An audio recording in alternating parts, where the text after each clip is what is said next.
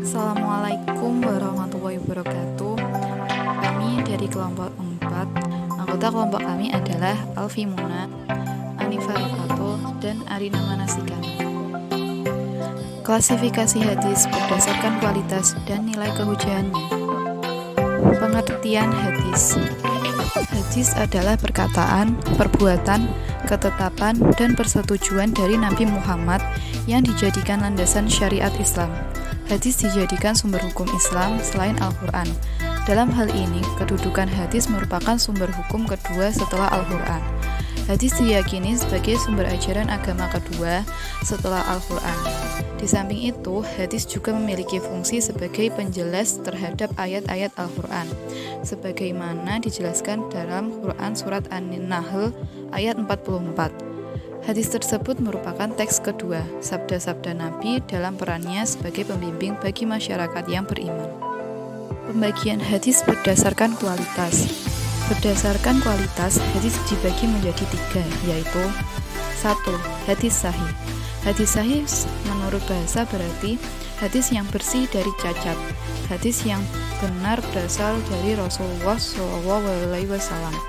Batasan hadis sahih yang diberikan oleh ulama antara lain, hadis sahih adalah hadis yang susunan lafadznya tidak cacat dan maknanya tidak menyalahi ayat Al-Quran, hadis mutawatir atau ijma serta para rawinya adil dan dabit. Contoh hadis sahih. Haddatsana Abdullah bin Yusuf qala akhbarana Maliku an ibn Shihabin an Muhammad bin Jubair bin Mut'imi an abihi qala sami'tu Rasulullah qara'a fi maghribi bitur, yang artinya telah menceritakan kepada kami Abdullah bin Yusuf, ia berkata, telah mengkhabarkan kepada kami Malik dari Ibnu Syihab dari Muhammad bin Jubair bin Mut'ami dari ayahnya, ia berkata, aku pernah mendengar Rasulullah SAW membaca dalam sholat maghrib surat At-Tur. Hadis riwayat Bukhari, kitab Adzan. 2. Hadis Hasan. Menurut bahasa, Hasan berarti bagus atau baik. Menurut Imam Tirmizi, hadis Hasan adalah yang kami sebut hadis Hasan dalam kitab kami adalah hadis yang sanadnya baik menurut kami, yaitu setiap hadis yang diriwayatkan melalui sanad di dalamnya tidak terdapat rawi yang dicurigai berdusta, matan hadisnya tidak janggal diriwayatkan melalui sanad yang lain pula yang sederajat. Contoh hadis Hasan. Haddatsana Muhammad bin Mutanna haddatsana Muhammad bin Abi Adi an Muhammadin ya'ni bin Amrin qala haddatsani bin Shihab an Urwa bin Zubairi an Fatimah binti Abi Hubaishin annaha kanat tahadu faqala lahan Nabi sallallahu alaihi wasallam idza kana damu haidati fa innahu aswadu yu'rafu fa idza kana dzalika fa amsiki anis sholati fa idza kana al-akharu fatawaddi wa sholli fa innama huwa ir, yang artinya Abu Dawud berkata, telah menceritakan kepada kami Muhammad bin Al-Mustanna, ia berkata, ia menceritakan kepada kami Muhammad bin Abi Adi dari Muhammad, yaitu bin Amr, ia berkata, telah menceritakan kepadaku Ibnu Syihab dari Urwah bin Az-Zubair dari Fatimah binti Abi Hubaisi bahwasanya ia mengalami istihadah. Nabi SAW bersabda, darah haid itu kehitaman sudah dikenal. Jika darahnya seperti itu, janganlah melakukan sholat. Jika ciri darahnya tidak seperti itu, berwudulah dan sholatlah karena itu adalah aurat yang terluka. Hadis riwayat Abu Dawud dihasankan oleh Ibnu Arabi dan dinyatakan sanadnya hasan oleh Syekh Albani. Yang ketiga yaitu hadis dhaif. Secara bahasa, hadis dhaif berarti hadis yang lemah.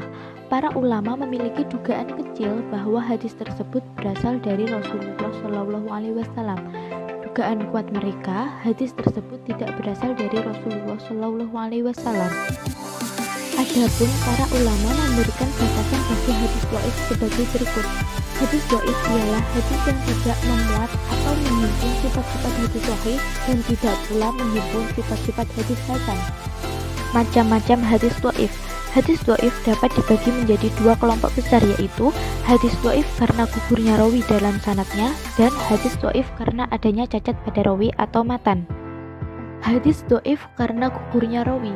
Yang dimaksud dengan gugurnya rawi adalah tidak adanya satu atau beberapa rawi yang seharusnya ada dalam suatu sanad, baik pada permulaan sanad maupun pada pertengahan atau akhirnya. Ada beberapa nama bagi hadis dhaif yang disebabkan karena gugurnya rawi, antara lain yaitu hadis mursal, hadis munqati, hadis mu'dzal, dan hadis mu'allaq. Hadis dhaif karena cacat pada matan atau rawi. Banyak macam cacat yang dapat menimpa rawi ataupun matan, seperti pendusta, fasik, tidak dikenal, dan berbuat bid'ah yang masing-masing dapat menghilangkan sifat adil pada rawi. Contoh-contoh hadis dhaif karena cacat pada matan atau rawi yaitu hadis maudhu, hadis matruk atau hadis mathruh, hadis mungkar, hadis mu'allal, hadis mudraj, hadis maklub, dan hadis syadz. Contoh hadis dhaif: naumus shaimi ibadatu wa sumtuhu tasbihu wa amaluhu mudha'afu wa du'awuhu mustajabu wa dambuhu maghfur. Yang artinya, tidurnya orang yang sedang berpuasa itu ibadah, diamnya merupakan tasbih, amal perbuatannya akan dibalas dengan berlipat ganda, doanya mustajab, dan dosanya diampuni. Sanad hadis ini maudhu karena dalam sanadnya terdapat seorang perawi yang bernama Sulaiman bin Amr an-Nakai yang merupakan seorang pendusta. Klasifikasi hadis dari aspek kehujahannya. Yang pertama yaitu hadis mutawatir lafzi, memberikan faidah yang qat'i baik otoritas kesumberannya maupun kandungan maknanya, sehingga bisa digunakan sebagai hujjah dalam bidang keyakinan agama atau akidah. Yang kedua yaitu hadis mutawatir maknawi, hadis yang diterima sebagai hujjah namun tingkat kehujahannya sama dengan hadis ahad yang berkualitas sahih. Yang ketiga yaitu hadis ahad yang berkualitas sahih dan hasan secara otomatis dapat dijadikan hujjah, hanya saja bidang kehujahannya sama dengan mutawatir maknawi, yaitu dalam bidang ibadah, bukan persoalan akidah.